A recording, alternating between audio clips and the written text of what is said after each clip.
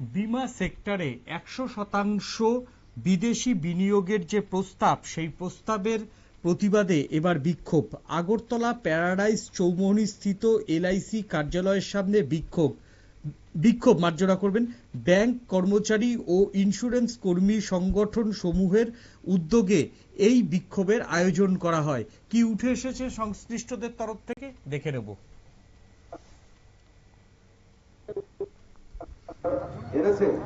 সেই প্রস্তাবের তীব্র প্রতিবাদ জানানোর জন্য আজকে 18 ডিসেম্বর ভারতবর্ষের প্রত্যেকটা স্টেট ক্যাপিটাল, প্রত্যেকটা ডিস্ট্রিক্ট টাউনে আজকে আমাদের ধর্ণার কর্মসূচি নেওয়া হয়েছে।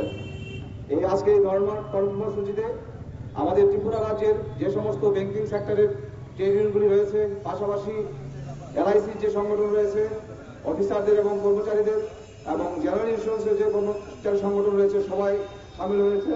আমরা অল্প কিছুক্ষণের মধ্যেই আমাদের অনুষ্ঠান শুরু করতে যাচ্ছি।